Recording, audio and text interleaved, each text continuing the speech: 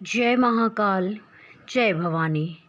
आप सभी लोग कैसे हैं? मैं आशा करती हूँ कि माँ भगवती काली की कृपा से और बाबा भोलेनाथ की कृपा से आप सभी लोग स्वस्थ होंगे और खुश होंगे। आज का विषय यह है कि माता काली को नींबू की माला क्यों चढ़ाई जाती है। ठीक है, क्यों चढ़ाई जाती है माँ को नींबू की माला, कौन चढ़ा सकता है और क्या तरीका होता है माँ को नींबू की माला चढ़ाने के लिए, इन सब की आज विशेष जानकारी आप सभी लोगों को दूंगी। क्योंकि नींबू की जो माला है वो हर कोई ऐसे ही बिना कारण के माँ को समर्पित अर्पण नहीं कर सकता है।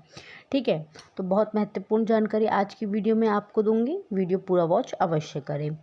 माता काली को फूलों की माला अति प्रिय है, पर नींबू की माला विशेष रूप से माता को प्रिय है।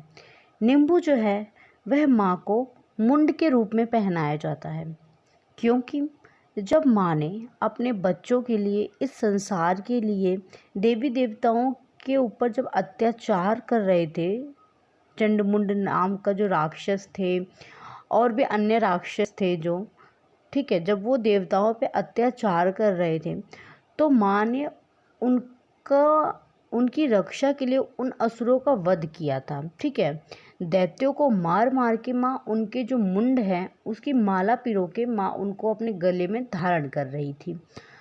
तो तब से यह प्रथा चली आई है कि माँ को नींबू की माला जो है उस मुंड के रूप में भेंट किया जाता है। ठीक है, वह मुंडों की माला का ही प्रतीक होता है, उसको उसी के जैसे होता है। और माँ को घर में नींबू की माला नहीं पहनाई जाती है।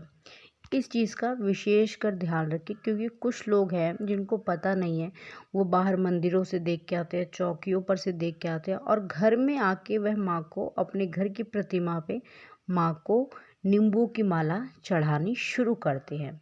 लेकिन उनको नहीं पता है कि जो बेनिफिट देती है वही माला अगर आप घर में चढ़ा रहे हैं माँ को, तो वो आपको कहीं ना कहीं हार्म भी कर सकती है। इसलिए भूल कर भी कभी घर में माँ को नींबू की माला नहीं चढ़ाना। ठीक है, माँ को हमेशा नींबू की माला जो है वह मंदिर में ही चढ़ जाती है। इस माला को आप मंदिर में ही जाके माँ को पहना सकते हैं। मंदिरों में पहनाने से इसका फल कई गुना बढ़ जाता है। ठीक है, तो अब ये जाने कि माँ को नींबू की माला कैसे बनाएं और किस तरह से अर्पण करें, किस रूप में हम माँ को यह भेंट देते हैं।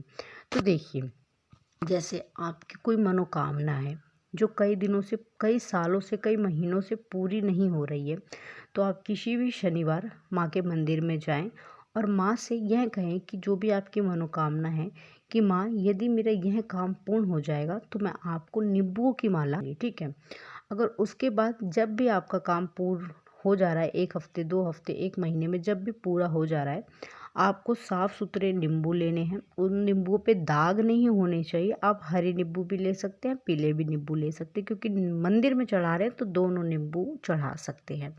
ठीक है, आपको एक लाल रंग का धागा लेना है। आप सूती कलावा भी ले सकते हैं और जो सुई होगी वह भी बिल्कुल नहीं होनी चाहिए।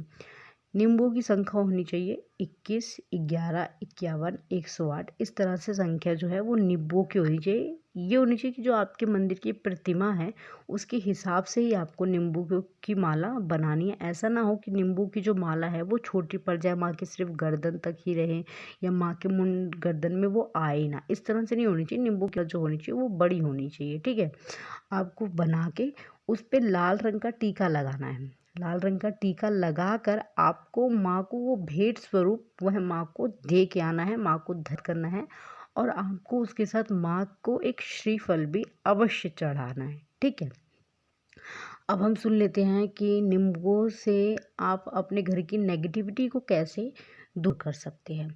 देखिए, अगर आपको ऐसा लगता है कि आपके घर में कोई भी नेगेटिविटी है, भूत प्रेत का साया है, कुछ भी ऐसा अगर आपको लग रहा है, तो आपको क्या करना है, आपको नींबू की माला बनानी है। जैसे मैंने बताया है, संख्या उस तरीके से आप रख सकते हैं प्रतिमा के हिसाब से। आपको उस नींबू की माला को बना के अपने घर से एंटी क्लॉकवाइज घुमा के और जाके मंदिर में माँ के गले में उसको धारण करवा देनी है। ठीक है, और उसके साथ एक श्रीफल और अनार का भोग भी माँ को अवश्य आपको देना है।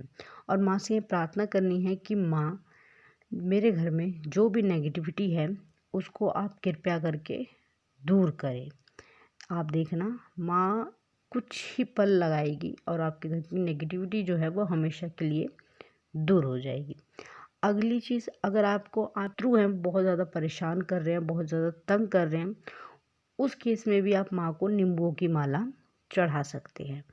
ठीक है, जैसे बताया है पूरी प्रोसेस यही होगी। बस प्रार्थना आपको यही करनी है कि मेरे जो भी शत्रु हैं, जो मुझे परेशान कर रहे हैं, उन्हें मुझसे दूर करो, उन्हें शांत करो। माँ अपने आप उनको शांत कर देगी।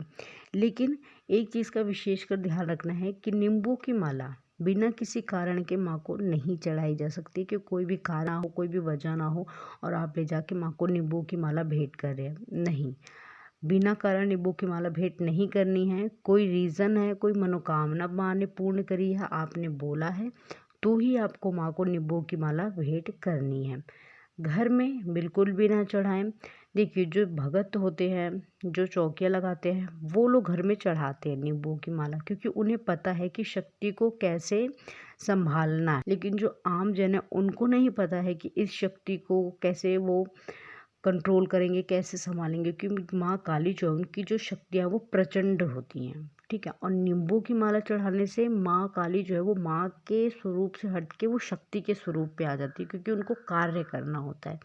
तो उस समय एक आम जन ये नहीं जानता है कि अब इस शक्ति को वह कैसे संभाले घर में। तो आप कभी भी भूल कर घर में माँ को नींबू की माला भेंट ना करें। बाहर मंदिर में जाके कोई कारण हो तो ही माँ को नींबू की माला भेंट करें। तो मैं आशा करती हूँ कि आपको मेरे द्वारा दी गई हुई यह जानकारी पसंद आई होगी।